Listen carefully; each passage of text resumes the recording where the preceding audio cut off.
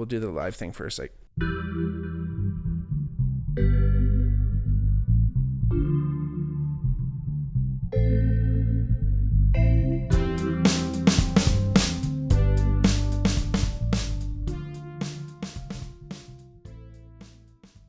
Hey everybody, welcome back to the Bigmark podcast. It's me, your host, Bigmark. If it's your first time listening, welcome. If not, welcome back. Like I always say, if you ever wanted to reach out to the podcast, let us know if you wanted to hear a topic or anything or critique or whatever. Just hit us up on our DMs at the Bigmark Pod or at the Bigmark Podcast on Twitter, Instagram, as we do. You can support the podcast if you like. Check out our Patreon, patreon.com/thebigmarkpod. We have a couple different tiers there. You can help us keep the lights on, so to speak. If you do like the podcast, please rate it. Like and subscribe to our channel on YouTube if you're watching. Like the video. Make sure you hit that bell so you know, subscribe to the channel so you know when you're going to get those next episodes right away. And again, if you can, please rate the podcast. The more you rate it, the better the rating, the better it'll do, and keep spreading us out and getting us all out there. Thank you so much for watching. I really appreciate each and every one of you for taking your time to be with us today, tonight, this morning, whenever you're listening. I'm really, really grateful to everybody, all the fans of the Bigmark podcast, the loyal and new listeners. Because I'm really excited about this episode today. It's an episode where, again, something kind of near and dear to my heart, somewhat similar to other episodes I've done, but I was preparing for this episode for a while, kind of thinking about how I would do it, and I never really knew exactly how I was going to kind of broach the subject, so to speak. But again, it's kind of one of those things where I feel in different formats, I'll probably touch back on this same topic just because there's many different facets to it. And we're going to talk about shoes today. And it seems like, I like to set myself up in this sense with a topic where it's relatively broad. And the reason why it's near and dear to my heart is because, I'm a fan of shoes. I like shoes. I like wearing shoes. But my grandfather was actually a shoemaker in this little town in North Ontario, Northwestern Ontario, called Red Lake. Shout out Red Lake, Ontario. My mom is from there and her family.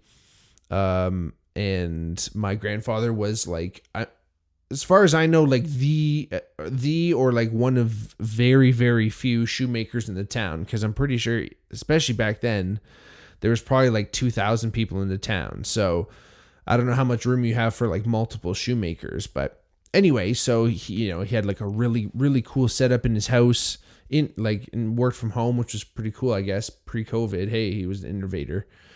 But in the basement.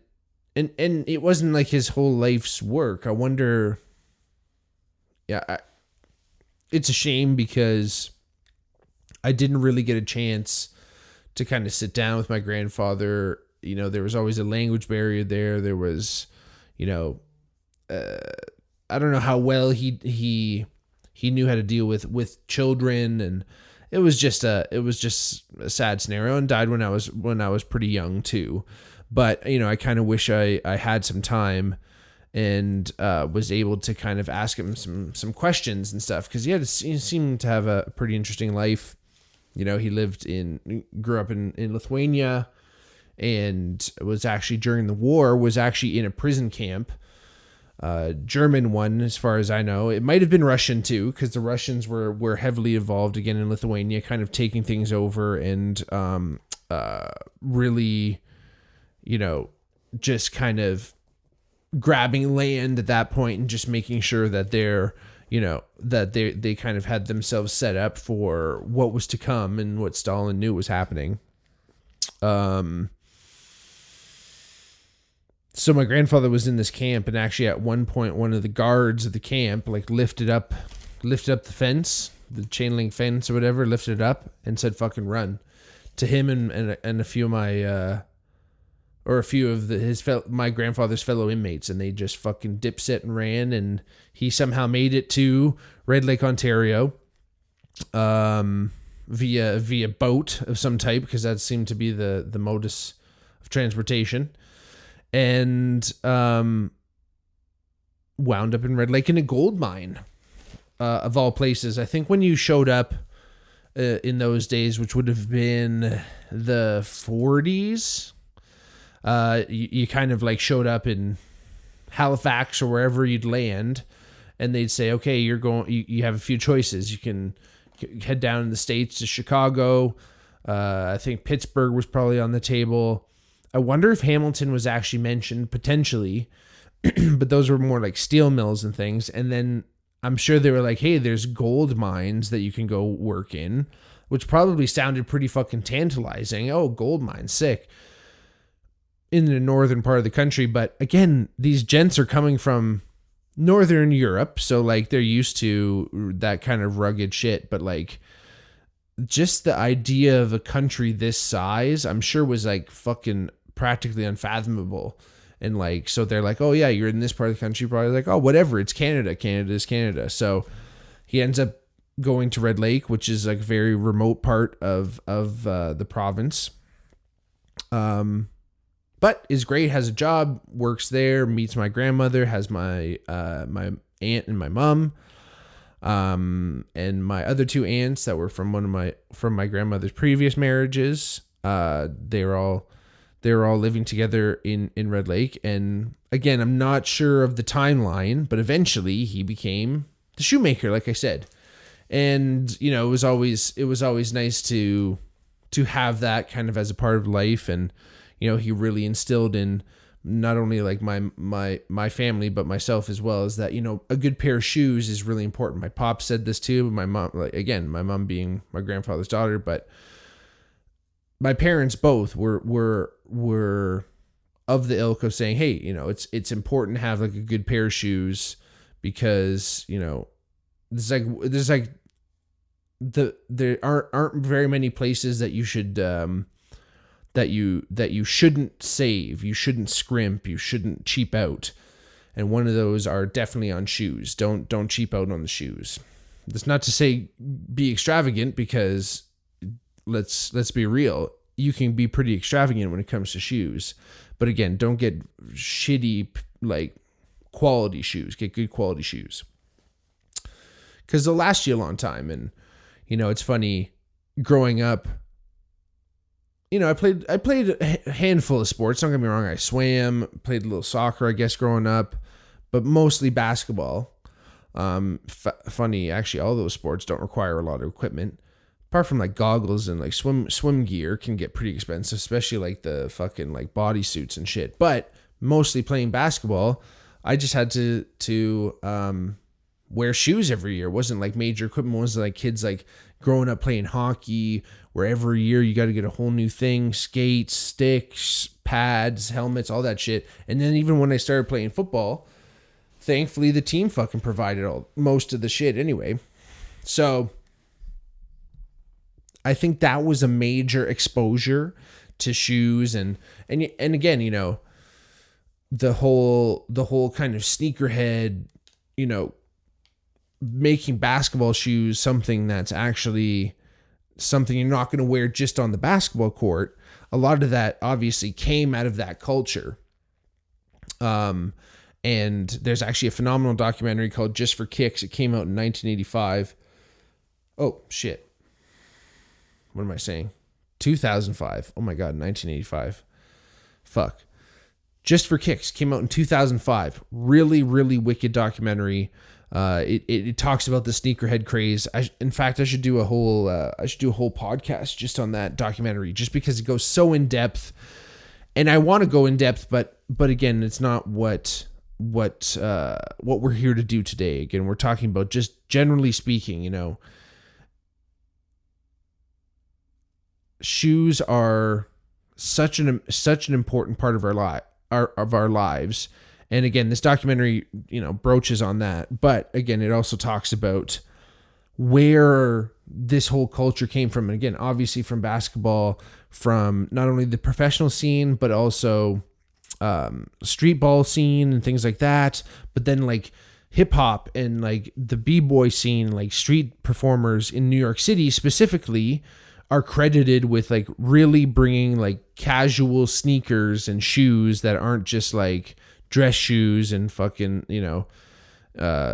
like loafers. And again, wearing a pair of shoes that were probably more reserved for athletic activity out and about in the street as a fashion item. And again, it started with these b-boys because they wore shoes that performed well, that they could dance in, but then that also looked cool because they were out there, they wanted to look cool, they were flaunting their shit, they were wearing shoes that had different colors that you could do their thing.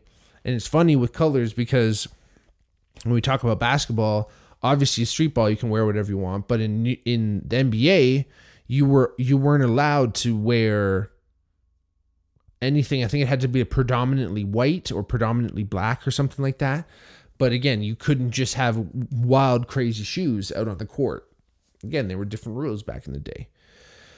So, funny enough, actually, the new Air Jordan, the movie Air, just came out about Michael Jordan's deal. In fact, it's about Michael Jordan. Don't get me wrong, but essentially, it's about strictly the deal that Nike struck with Michael Jordan, which was unprecedented at the time. But essentially, Nike sponsored Michael Jordan, but then they also made him a shoe, and he got a percentage of that shoe sale, which was completely unprecedented at the time. In fact, I don't think it exists in too many other cases. I'm sure it does.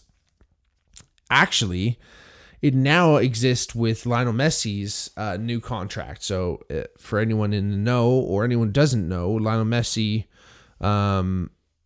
who's arguably the greatest soccer player alive or ever, or at least playing right now, just signed a deal with FC Miami or something like that. Yeah, FC Miami, which is always funny to say because it's always like fancy fucking cities in Europe that usually follow FC, but part of the MLS, Major League Soccer here in North America.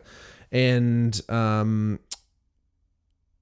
he just signed a deal with this American team, and he turned down like 1.7 billion or something in the billions of dollars.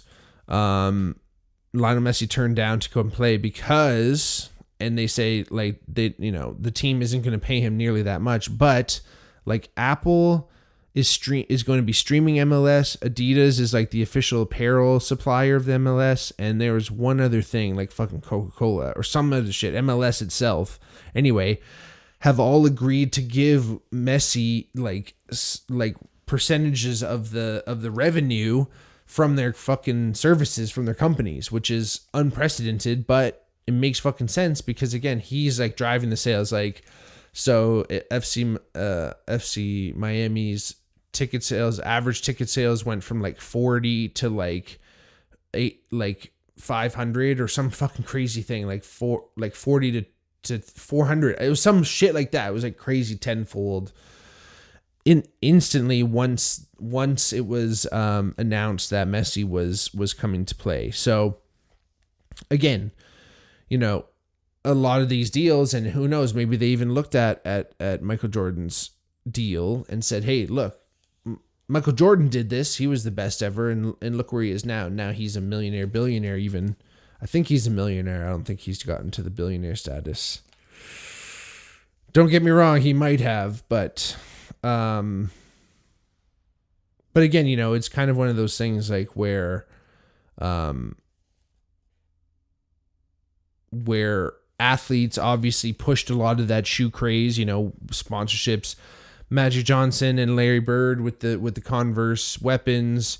Kobe had many a shoe. Again, almost all of our Shaq and a lot of the other guys that tried to do their own thing that Jordan did, and it didn't quite make it, but I think Shaq kind of hit a different audience with making like a really affordable shoe, which is also great. And it's good that it's accessible and a good quality shoe there. But again, it's kind of one of those things where I think basketball shoes in general tend to have a more of a stylish thing where, yes, you can wear them on the court and they're effective, but also you can wear them out and they're cool and they're a fashion statement. And I've always really appreciated that. And I think that's the other thing too, is that a lot of basketball shoes like fit me well too, right? I wear a size 15. It's not easy to find shoes. Boots sometimes a little easier. They can be a little clunkier. I just have like a wide ass, thick ass foot, a big ass arch, and I need big shoes. And unfortunately, or fortunately, most of them are basketball shoes. And again, that kind of it somewhat influenced my style, even though I like to not be kind of tied down to one type of way. But again, the athleisure, the athletic style kind of pushed in, and that's where Jordans really hit the mark, right? There was, I believe I don't want to misspeak here, but I believe the Jordan 9s,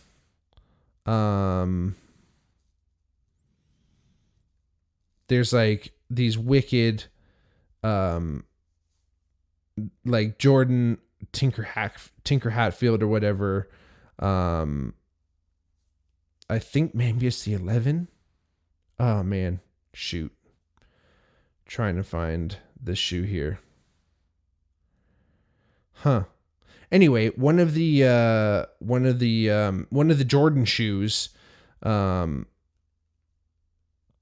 they kind of had this look to them, and actually like a few of them, you talk to Tinker Hatfield, who's one of the main designers of many of the newer Jordans. He talks about taking influence from other luxury vehicles. So the Jordan 23, when it first came out, the 21. Oh my gosh, the 21 was pretty sick. When the 21 came out, it was directly influenced by like luxury cars. That's exactly what Tinker Hatfield said when he got into it. He was like, this is what we designed the shoe after. It's the 15s, the Jordan 15s, people. The tuxedo, they kind of like have like, again, they have like a patent leather to them, shiny. Boys to the Men fucking showed up with them on. Looking fly as fuck with the tuxedos. So again, that's the thing, right? Like, it changes things. It tips things on its head where, again, these are shoes that aren't supposed to be worn in a casual sense, but we're going, fuck you. This is actually, and it comes from a place, the culture too, that pushes it too, is like, yo, we don't have all the money in the world, but we're going to wear these shoes and we're going to take care of them. And we're going to, and that's the thing, is that you're going to take pride in these shoes that you have. And you're going to make something that maybe isn't necessarily the most expensive thing in the world and unacceptable. Actually, in fact, unaccessible. In fact, a lot of people can get at this shoe, but again, it's how you wear it, how you keep it, and and then that only drives more into the sneakerhead kind of vibe, where you're trying to find rare shoes, you're trying to find the only colorway, and no one can have this one, or like the super rare colorways and things like that. Like, again, all these things really mix into sneakerhead culture and also just drive that kind of fashion. And like I said, taking care of your shoes too, keeping them clean your shoes. If you have a fucking magic eraser, it is your best friend. The classic, toothbrush, guys would walk around with a new toothbrush and fucking clean their shit. And like, God forbid you step on anyone's shoes and you fuck up and scuff them. But again, that's like something I want to go into a little bit more detail in probably the Just for Kicks episode, because the movie does, for sure, right? It follows a couple kids around, and they talk about how they go into stores and find these rare items, how there's stores like they'll make an announcement day of that all of a sudden they got 200 pairs of these new Nikes, blah, blah, blah. And I'm like, always like, yo, that would be sick. But any fucking chance they got 15s, zero. In fact, actually, up until I was 16, well, actually up until I was 15, my age matched my shoe size. When I turned 16, it stopped. I actually went into the store and bought size 16s thinking like, oh, these fucking fit, but they're just too fucking big. I fucked up. And actually one time I walked into a Foot Locker, Champs, I think it was a Foot Locker. And I remember walking in there and being like, hey, do you guys have 15s and such and such? And literally got laughed out of the store. Like literally they were fucking laughing, being like, no fucking chance, man. Like, what are you talking about? So learn those lessons early, that it's really tough to find a good pair of shoes. So I'm also coming from that side of things, where when I do find a good pair, I want to keep them around. And not only from my parents teaching me, but just that running in my blood, where I want to make them last as long as possible. And that's the thing, right? Like, you can get shoes repaired if they're a good quality shoe. Like, I got Birkenstocks, actually. My family went to the Birkenstock factory, this factory outlet, this Christmas, actually, in Germany. Shout out everybody, Milinkovic's and Pops and Andrea, and miss you guys and love you. Can't wait to do it again. But they make good fucking quality products where you can go to a shoemaker and get them resold, get them fixed up. You know, a lot of places will say, listen, we can't resole them once the cork gets affected, because Birkenstocks have that cork. But a good repairman will know how to actually repair that cork. Actually, there's a wicked shop in Guelph, Ontario, Bigmark shoe repair in Guelph, Ontario. Tremendous. I follow him on Instagram. Actually, I'm going to see how his work is. I'm going to bring in a pair of Birkenstocks that severely need a new sole into the shop and see what he's working with. But again, he's a younger guy, and it's really cool to see a new generation of shoemaker out there doing really good stuff. And he posts amazing work, and he's posting people, and I think it's giving it's people are realizing, wow, like, you can really get a lot more out of or a lot more life out of your shoes. Again, not only if you take care of them, but if you get a good pair to start with, right? If you get a good pair to start with, and take the appropriate steps to, you know, again, get them resold, get them polished up, get them cleaned up. Like, you know, this guys like Bigmark, I'm sure there's more and more out there, hopefully all over, no matter where you're listening. But if you find the guy in your neighborhood who's doing it, and he's, you know, learning his craft and getting into it, get him some shoes to work on, and get him to hone or her, get them to hone their craft. Because again, you know, it's a dying art, in the sense that I think it speaks to this larger idea that we're moving out of this idea of you buy quality because you want something to last you a lifetime. Companies aren't making things anymore that last a lifetime, because they know it's actually more profitable to just sell people the same thing over and over every few years. Once your shit fucking breaks, it's much more profitable to keep buying a new washer and dryer every few years. My mom still has the fucking same, I'm pretty sure the same washer. I think the dryer died, but I'm pretty sure she has the same fucking washer from like 1986.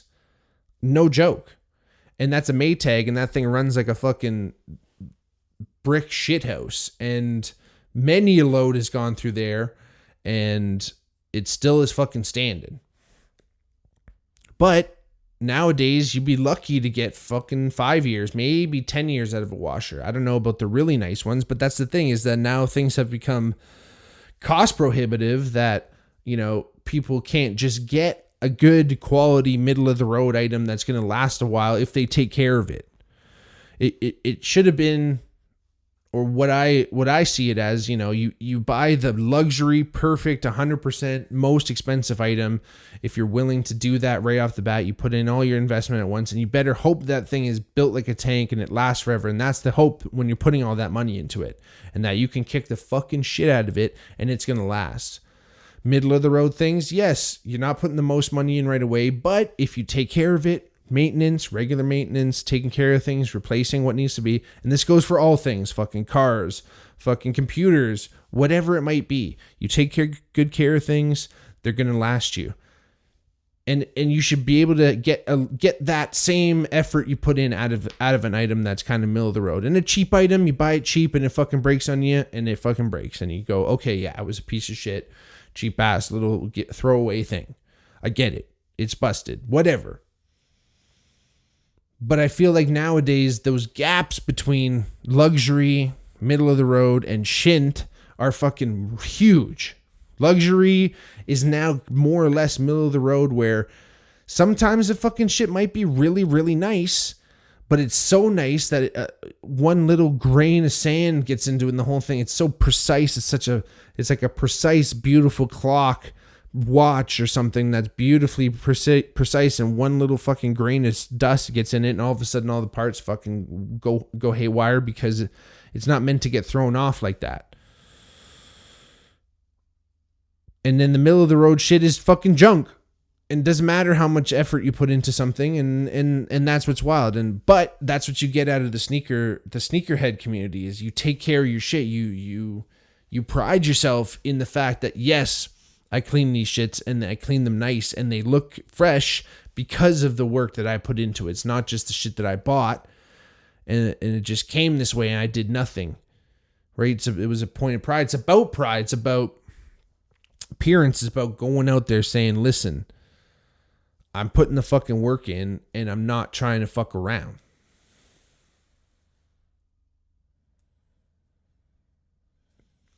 But again, that's the thing, right? Like it becomes your own way of expression, but it's also such a collector's item too, right? Like shoes are awesome that way. Shoes are cool in the sense where it's a piece of art, but it's also practical. It's almost like a guitar, right? Or a music instrument for that matter. I always say that. It's like, it's not too many things where it's simultaneously a tool that's practical for use and also a piece of art. I think it still exists. The Bata Shoe Museum in Toronto. Let me see. The Bata Shoe Museum in Toronto. Yeah, still open. Check out some shoes in Toronto if you're ever there. Really cool. I'm pretty sure they actually have one of Shaq's shoes in there, which is hilarious. But yeah, I remember going there for an exhibit and checking out like some really early models, right? Humans have been wearing shoes for a long time. And in fact, some people argue that shoes are kind of fucking up our feet.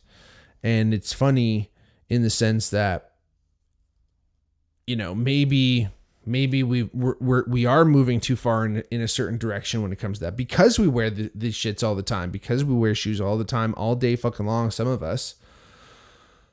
Like, if that shit doesn't fit your foot right, or if that's altering or putting pressures or slowly shifting your joints or whatever it's doing in your body, if that's happening, you're not gonna have. Eventually, there's gonna be a point of diminishing returns, right? Where shoes are supposed to help you a little support, but in the sense like you're not just walking on fucking bare ground, because sometimes your feet get fucking sore. Like, any of us have been around the house all day standing on our feet. Like, your feet muscles get sore. But what if we were on our feet all the time? There's all those people out there that talk about the zero shoes or whatever, or shoes that are like really wide in the toe cap and all that stuff to mimic, minimal footwear, I guess is what it would be called, but like not a lot of cushion. The wide toe cap being like where your toes are in the shoe. It's not like narrow to a point like a lady's shoe, like a high heel. Like, that's the worst thing, because it's pressing all your toes in. It's not allowing you, when you, like, if you've ever seen a baby's foot, their feet, their toes kind of like spread apart. Because obviously our feet at one point, evolutionary speaking, was like a hand, right? And slowly but surely our foot has morphed into the foot, or the shape that it is in now. And again, they think that we need to get back to a place where the shoes that we are wearing are shoes, yes, to help us protect us from the hard, sharp ground and things like that, but no further, not crazy arch support, not this and that. Even though all people have different types of arches, some people have crazy flat feet, some people have super high arches, right? You know, it's kind of, there's varying degrees, but that's the problem, is that, you know, it's kind of like wearing a brace or using some type of crutch, or even, this is sometimes how I look at eyeglasses, that if you can become dependent on these outside items, right? You can become dependent on these things, which is fine. As humans, we've always had to do something when it comes to equipment that we use every day. But again, there's something interesting happening when it comes to these really over-engineered, super heavy-duty shoes. But we can't really live without them. And again, some of the designs are pretty fucking cool.